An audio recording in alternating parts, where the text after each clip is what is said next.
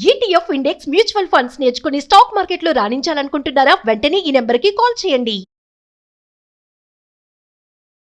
నమస్కారం వంశీ గారు. నమస్కారం సార్. పేరెంట్స్ ఏదైనా గొడవ పడినప్పుడు పిల్లల మనస్తత్వాలు ఏ విధంగా దెబ్బతింటాయన్న? ఎస్ సార్, ఇది చాలా సెన్సిటివ్ టాపిక్. ప్రతి పేరెంట్ కూడా ఈ విషయం పట్ల అవేర్నెస్ కలిగి ఉండాలి సార్. ఎందుకంటే పేరెంట్స్ గొడవ పడినప్పుడు చాలామంది పేరెంట్స్ ఏమనుకుంటారంటే వాళ్ళకు అప్పటికప్పుడుగా ఉన్న ఎమోషన్స్ బట్టి ఒకరినొకరు భార్యాభర్తలు తిట్టుకోవడం లాంటివి చేస్తుంటారు. కానీ దీని ఎఫెక్ట్ ఎలా ఉంటుందంటే ఈ పిల్లల మీద ఫిజికల్గా, మెంటల్గా, వాళ్ళ యొక్క ఓవరాల్ తర్వాత ఫ్యూచర్లో కూడా దీని ఎఫెక్ట్ అనేది చాలా ఉంటుంది సార్. సో దీనికి సంబంధించి నేను ఒక చిన్న మెటాఫర్ని చూపిస్తాను సార్. అలాగే ఇప్పుడు ఈ బౌల్లో నేను కొంత ఇసుక వేసాను. సో దీన్ని ఈ బౌల్ మొత్తాన్ని కూడా ఒక ఫ్యామిలీగా ట్రీట్ చేసుకోండి. అంటే మీ ఫ్యామిలీగా ఊహించుకోండి. ప్రతి ఫ్యామిలీలో గొడవలు రావడం అనేది సర్వసాధారణమైన విషయం. అదైతే ఆపలేం, ఏదో ఒక రకంగా వస్తుంటుంది. అయితే ఈ ఫ్యామిలీలో గొడవలు జరిగినప్పుడు పిల్లల మీద ఎలాంటి ఎఫెక్ట్ ఉంటుందంటే, ఫర్ ఎగ్జాంపుల్ అంటే వైఫ్ అండ్ హస్బెండ్ మధ్య జరిగే గొడవలకు నేను ఇక్కడ ఫైర్ అంటిస్తున్నాను ఈ ఎక్స్పెరిమెంట్లో. ఆ ఫైర్ని మీ మధ్య జరిగే గొడవగా మీరు ఊహించుకోండి ఫస్ట్. సో ఇది ఏదో ఒకటి ఉండొచ్చు, అంటే మీ మధ్య ఈగోకి సంబంధించి ఏదో ఒక గొడవ. ఇది ఈ అగ్గిపుల్ అనేది గొడవ. సో దీనికి సంబంధించి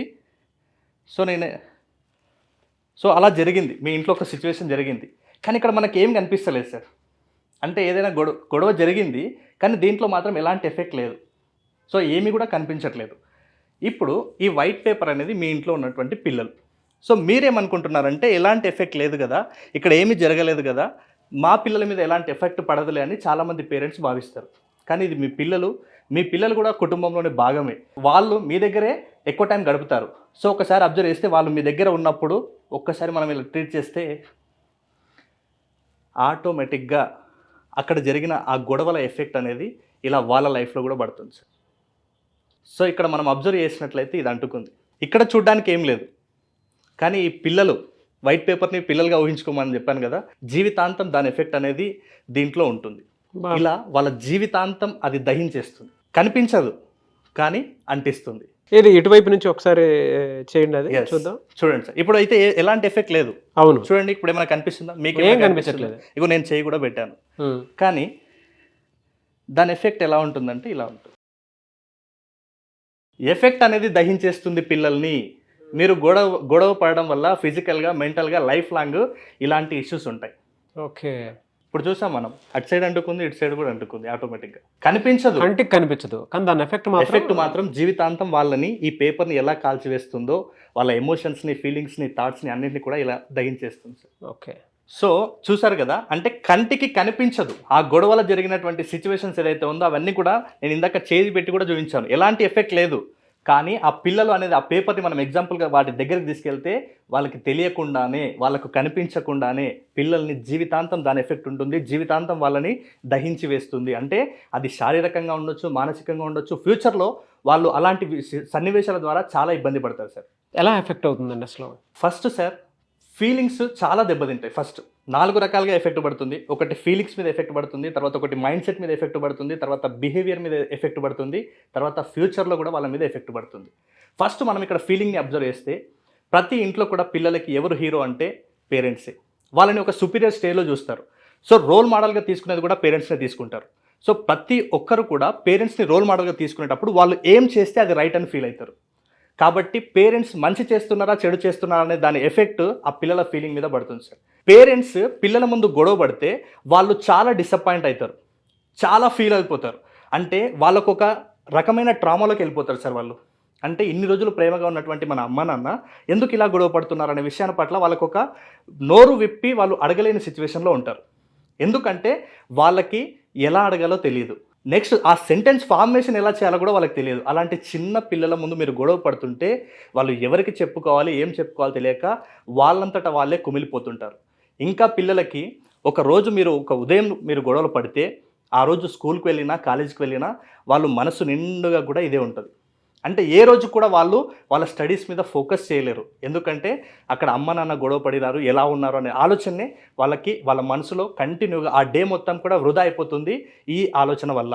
కాబట్టి వాళ్ళు ఆ డేలో ఎంతో ముఖ్యమైన విషయాన్ని కూడా వాళ్ళు వినలేకపోవచ్చు. కాబట్టి ఆ ఫీల్కి తీసుకుంటారు కదా, ఆ మనసుకు తీసుకుంటారు కదా, ఆ ఫీలింగ్లో మీరు మంచిగా నింపుతున్నారా, చెడుగా నింపుతున్నారా ఆలోచన చేయండి.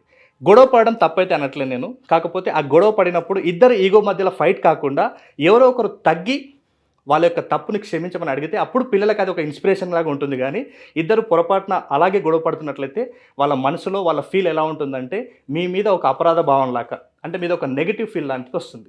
సో ఫీల్ వచ్చింది అంటే నెక్స్ట్ ఎఫెక్ట్ పడేది మైండ్ సెట్.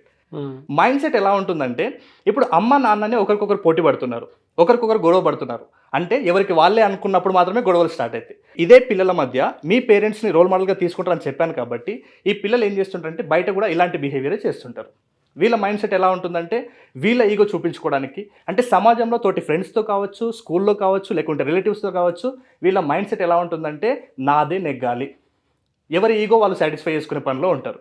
కాబట్టి నేను అదే అంటున్నాను, మీ ఫీలింగ్లో ఒకవేళ భార్య భర్తలు, వైఫ్ అండ్ హస్బెండ్ మీరు గొడవ పడినా వెంటనే ఎవరిదైతే తప్పు ఉందో వాళ్ళు సారీ చెప్పడం లాంటిది, లేకపోతే పిల్లల ముందు ఇలాంటి విషయాలు జరిగితే ఓకే అంటే మనము ఏదైనా రాంగ్ ఉంటే, అంటే ప్రతి ఒక్కరం కూడా రైట్ కాదు, మనం కూడా తప్పు చేస్తాము, ఆ తప్పు చేసినప్పుడు సారీ అని చెప్పడం వల్లనో లేదనుకుంటే మనం ఒప్పుకోవడం వల్లనో ఇలాంటి బిహేవియర్ ఉండదు అనేది ప్రతి ఒక్కరు కూడా పిల్లలకి క్లారిటీ వస్తుంది.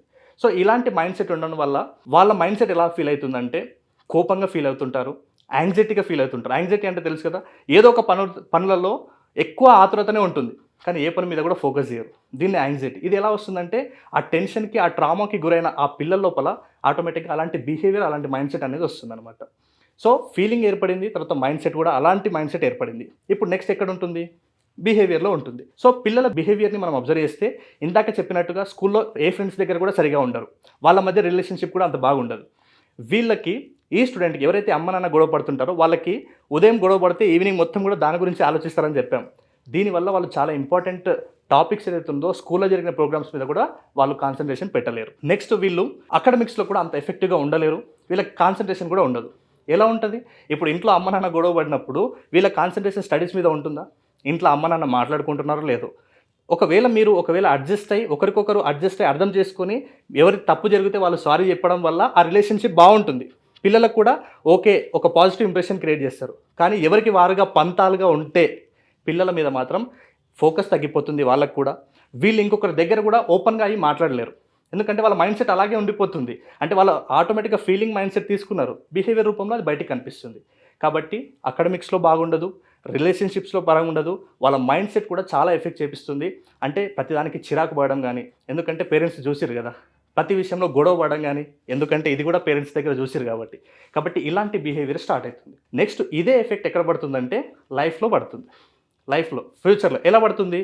ఇప్పుడు అమ్మ నాన్నని చూస్తారు కాబట్టి తర్వాత వీళ్ళు పెద్ద అయిన తర్వాత ఇలాంటి ఫీలింగ్, అంటే ఇలాంటి ఒక ఫ్యామిలీకి వీళ్ళు కూడా ఒక సభ్యులుగా వెళ్ళాలి.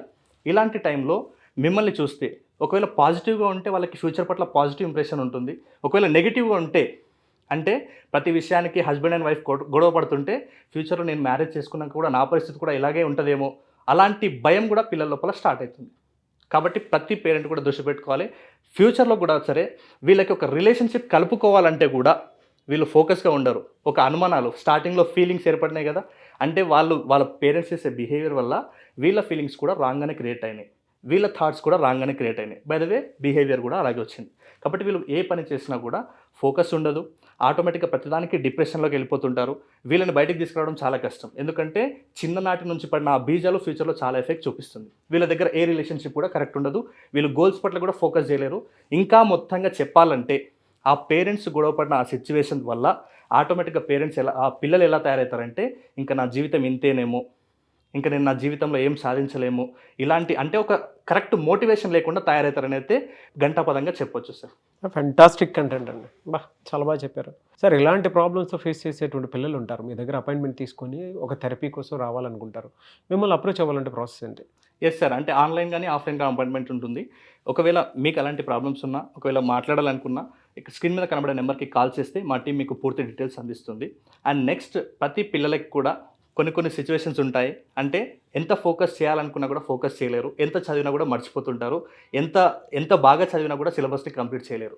సో వీళ్ళందరి కోసమే ఇలాంటి ప్రాబ్లమ్స్ ఎదుర్కొంటున్న ప్రతి ఒక్క స్టూడెంట్ కోసం జూలై 16th నుంచి మనం ఒక ఆన్లైన్ వర్క్షాప్ కండక్ట్ చేస్తున్నాం సార్, జూమ్లో లైవ్. దీంట్లో మెమరీ స్కిల్స్, దాంతోపాటు స్పీడ్ రీడింగ్ స్కిల్స్ కూడా నేర్పించబోతున్నాం. ఇది 10 days జూమ్లో లైవ్ క్లాసెస్ కండక్ట్ చేయబడుతుంది సార్. సిలబస్ని ఎలా కవర్ చేయాలి? Speed reading and memory skills okay. And సిలబస్ని ఎలా కవర్ చేయాలి? సిలబస్ తక్కువ ఎలా టైంలో. కవర్ చేయాలి, ఎగ్జామ్ పాయింట్ ఆఫ్ వ్యూలో భయం లేకుండా ఎలా సాగాలి, ఒక స్టూడెంట్కి కావాల్సిన కంప్లీట్ ఒక మాన్యువల్ నేను నా స్టడీ బ్లూ ప్రింట్ అనేది ఇస్తాను సార్ ఆ 10 days వర్క్షాప్లో. ఫ్యాంటాస్టిక్ అండి. Anyways sir, thank you so much అండి. Thank you sir. చూసారు కదా వీడియో. ఈ వీడియోపై మీ అభిప్రాయం కమెంట్ బాక్స్లో పోస్ట్ చేయండి. అండ్ ముఖ్యంగా మీరు కనుక వంశీ గారి క్లాస్కి జాయిన్ అవ్వాలి అనుకుంటే జూలై 16th నుంచి క్లాసెస్ స్టార్ట్ అవుతున్నాయి. కాబట్టి ఆసక్తి కలిగిన వారు స్క్రీన్ మీద మీ కాంటాక్ట్ నెంబర్ కనిపిస్తుంది, దాన్ని మీరు కాల్ ఆర్ మెసేజ్ వాట్సాప్ చేసి వెంటనే ఎన్రోల్ చేసుకోండి. ఈ వీడియో లైక్ చేయండి, షేర్ మాత్రం తప్పకుండా చేయండి. ఇలాంటి మరిన్ని వీడియోస్ కోసం మా ఛానల్ ఫాలో అవ్వండి. Thank you.